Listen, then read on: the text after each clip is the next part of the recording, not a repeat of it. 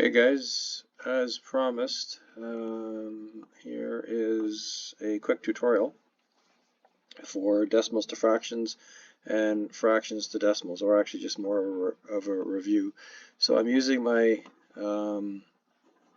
my Braining Camp screen because I find that it works the best for this. Okay, so let's start. So let's do decimals to fractions first. So basic review, if I have decimal 1, which can also be written, as you know, 0.1, right, equals, and it's going to equal a fraction, and we know that the numerator is going to be the same as the fraction, right? It's going to be the same as this number after the decimal. The number after the decimal is always the number at the top, the numerator, okay? And now we have to count the numbers after the decimal, and there's one number after the decimal, so we have 1 0 and 1. Sorry, it's a little shakier here because this I'm using my other mouse at home. I'm not used to using it. So it's 1/10, 1 over 10. Okay, let's do another one, different number. So if we do 0, and you don't have, the 0 doesn't have to go there. I just put it there just for a good example. So 0.9 equals, we know it's going to be a fraction because we're doing decimals to fractions, and we know that the number after the decimal is the numerator. Okay, that's not even a thing we have to think about. It's automatic, right? And the decimal does not go in the fraction. Okay, that's the whole point of converting it. And then we count how many numbers there are after the decimal. There's one number, so that means 1 0 in the denominator, and it's 10. Right? The denominator always going to be 10, 100, 1,000, 10,000. It's always going to be one of those numbers. So let's do 0.31. Let's do a double digit this time. Okay, and we know it's going to be a fraction because we're doing decimals to fractions, and already we know without even thinking 31 is our numerator, right? The number after the decimal is our numerator. Okay, always, always, always, always. And oh, well, I made a mistake there. I put 30. It's 31. Okay, let's correct that. Okay, 31. And there's two numbers after the decimal, right? So we know it's 2 zeros, and it's 100. Okay. Now, one that's a little trickier is if you have a, let's say 0.0, let's say 7, okay? Same rule applies, right? It's going to be a fraction, and the numerator is everything after the decimal. Now, you can put 0.7 if you want, that's fine, but the 0 is pretty irrelevant right now, right? Because 0.7 is really just 0. Now, if we see this, there's two numbers after the decimal, so that means we need 2 zeros. And it's a 1, right? 0, 7. So it's 7, really it's 7 over 10, because we don't really use the 0, right? Or sorry, 7 over 100. Right? Because we can just get rid of the 0. Because that's really what that means, is 7 over 100. Okay? So that 0 in front, it's a little tricky to work with, but you do the same principle. Okay, let's try a triple digit. So point or decimal 359 equals, so it's a fraction, and we know the numerator is these three numbers because they're after the decimal, right? 3, 5, 9, and we know there's 1, 2, 3 numbers after the decimal, so we're going to have 1, 2, 3 zeros and a 1. Okay, so 354 over 1,000, or sorry, 359 over 1,000. Okay. Now let's do one more that seems to cause a little bit of trouble sometimes. So if we have this type of thing, actually I'm going to make it smaller. If we have this where there is a number on the left side of the decimal instead of a 0, let's say 2.34.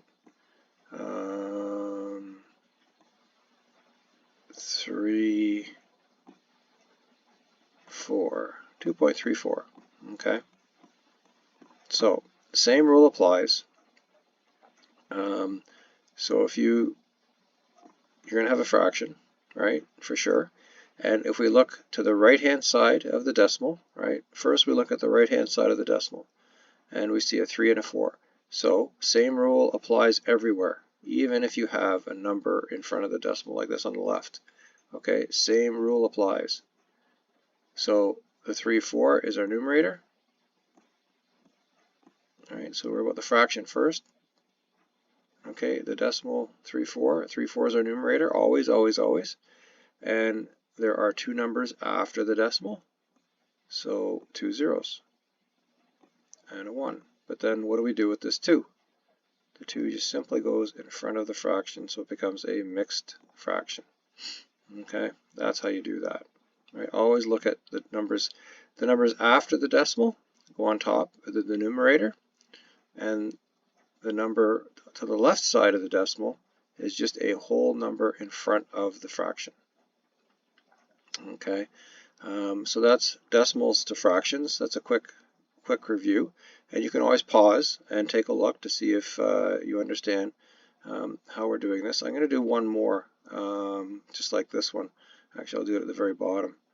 So sometimes you might see a question like this, which can be a little tricky. If I say decimal 0, 0, 6. Okay, it looks scary because there's so many zeros in front of that 6. But still, same principle. You look at all the numbers after the decimal. Okay, equals, and you could do it this way to start. So if I write down all the numbers after the decimal as my numerator, we could do that. All right, it's not wrong. All right, 0, 0, 6, because that's what we have over there. And then there's 1, 2, 3 spaces after the decimal. All right, 1, 2, 3, and a 1. So it's 006 over 1,000. But 006 is really 6. Okay. So then it really becomes 6 over 1,000. Okay. That's it. See, we have 3 spaces, 3 numbers after the decimal, and the zeros count as numbers because they're spaces, right? 1, 2, 3, 1, 2, 3 zeros. That's how you look at that. Okay. So that's our decimals to fractions. Now let's go the other way. Here we go. So fractions to decimals. We'll start simple.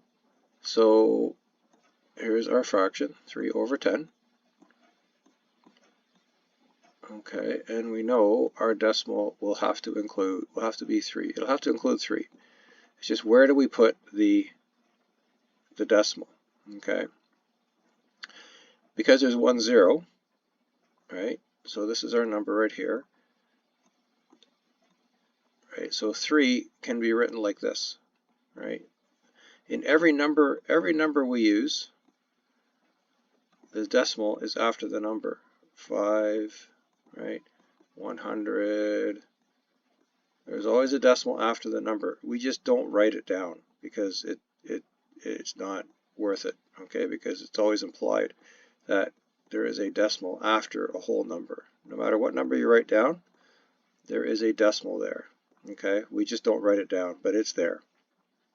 Okay, so the way to think about that is this number 3 is a whole number, and technically the decimal is after that, and there's a bunch of zeros, but we have to move the decimal.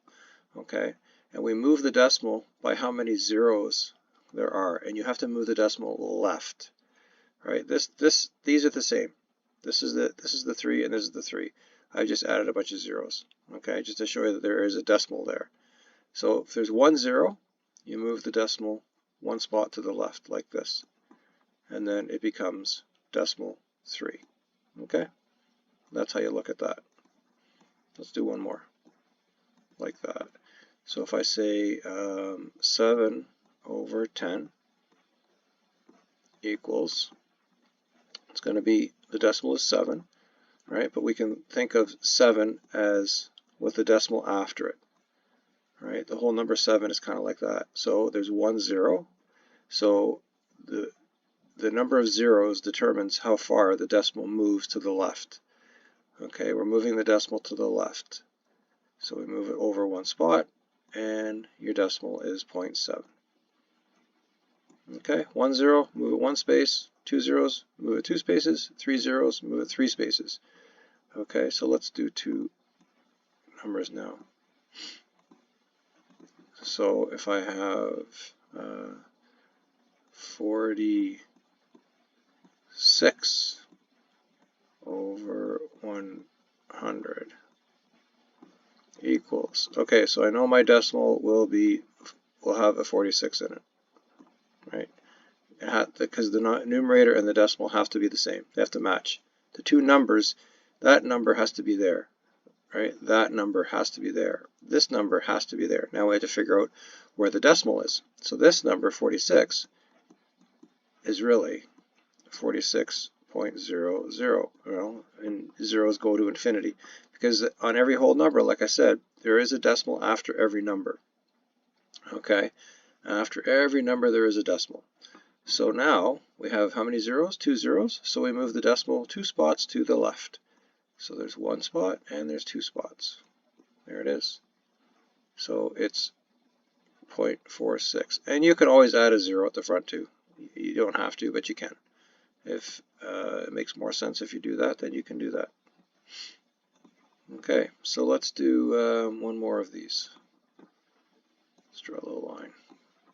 Let's do 0.85. Oh, wait a second. I'm doing decimals. I'm doing fractions. There we go. 85 over 100 equals. Okay, numerator and decimal have to be the same two numbers. Okay, an 8 and a 5, an 8 and a 5. Right? Now we have to know where the decimal goes. So if we write 85 down here, and you don't have to do this if you understand just by looking at this number that you move it over 2 spots, go for it. Okay?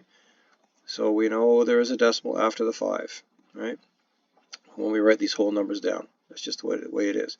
Because if you take the decimal away and the 0, it's still 85. Okay, it's 85 now, and if you take it away, it's still 85.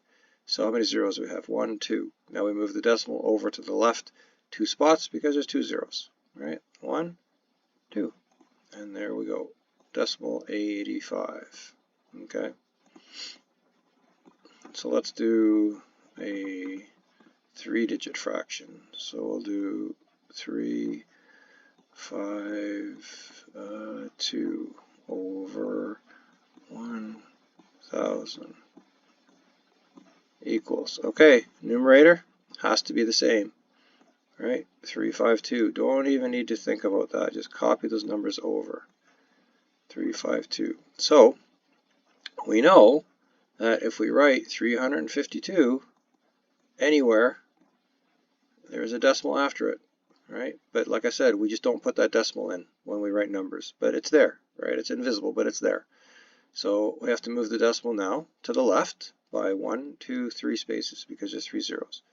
So it's 1, 2, 3. 0.352. Okay. Now, here's a tricky one. So what if I say that I'm going to do 7 over 100. Right, so no matter what, we know there's going to be a 7. All right, 7, 7. The numbers, that number has to be there. Okay, it has to be the same. Now we have to say, where does the decimal go? So if I write my 7 over here, my whole number with my decimal at the end, right? These are the same, right? This number and this number they're exactly the same thing. It's just we don't need to write the 0.0 when we do whole numbers, okay? But we're doing it here just to show where the decimal is.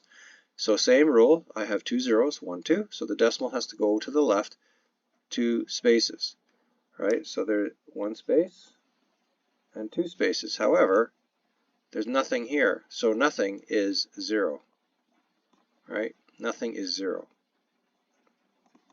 So it is 0.07, decimal 07.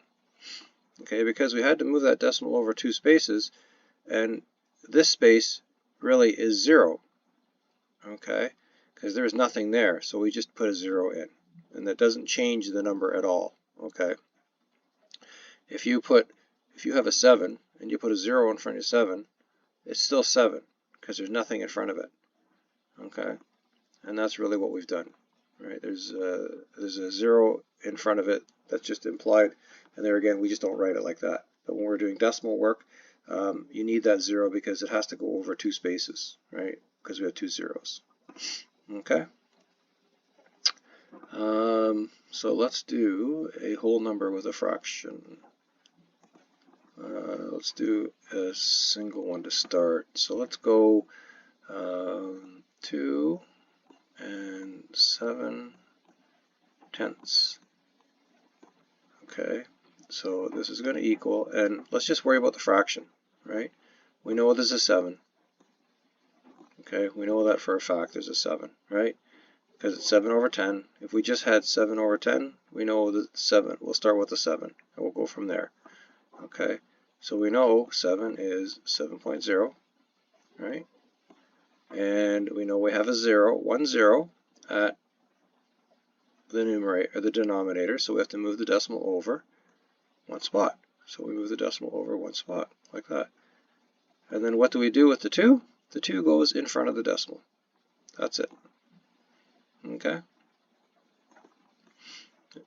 The whole number on the left, right here, always goes to the left side of the decimal. So it just transfers over, that's all. Okay? Let's do one more like that. So we'll do 6 9/10. Okay, mixed fraction equals, we know there's a 9, right? 9, 9. The numerator goes over here. And we know there's a decimal after the 9, right? We know that. So we have 1 0, so we have to move the decimal over 1 spot. So it goes in front, and the 6 just goes in front of the decimal because it's the whole number. Okay? So same thing if we have 5 and say 16/100. So now we have something over 100. So if we worry about the fraction first, just look at the fraction. So that 16 goes over here, right? We know that. That's the general rule. This 16 transfers over. And we know also, because we've done it each time, there's a decimal after the 16, right? In any whole number, there's a decimal after the last number, right? So we have 2 zeros. Okay, I haven't even talked about the 5 yet, right? We have 2 zeros. Decimal moves over 2 spots, right? 0.16. And now we just put the 5 in front of the decimal, right? Because this decimal 1/5 is the fraction. And the 5 is just the 5. It's the whole number in front, okay? Same thing applies for if you have 1, 2, 5 over 1,000 equals, same thing. This is the fraction, worry about that first, right? So this number 125 is going to be our decimal, right? And we know that if we write 125 decimal 0, That still is 125. You can just say 125, but we know there's a decimal after the last number. All right, that's just the rule. So 1, 2, 3 zeros. Move the decimal 3 spaces to the left. 1, 2, 3. And our decimal goes there. Now we need to bring the 3 over. Right? We haven't talked about the 3 until now. 3.125. Okay, that's that. And it's just as easy with an extra 0. So if we say 7 and 9 hundredths equals, so same thing, there's our fraction. We know the 9 is going to be in there. Right? We know it's going to be a 9 as part of our decimal. Right? So same rule, 9, and we know 9 has a decimal after it. Right? The whole number 9 has a decimal after it. And we know that the decimal has to move over 2 spots because there's 2 zeros. So it goes right there, but there's nothing here, and nothing is 0. Right? So we insert a 0 there, and the decimal goes in front of the 0, so it's decimal 0.9. Okay? And then the 7 just goes in front of the decimal, so it's 7.09. Okay, so there is our basic review of decimals to fractions and fractions to decimals. Hope you, if you had any questions, I hope this answers it. But that's it. Hope you enjoyed it.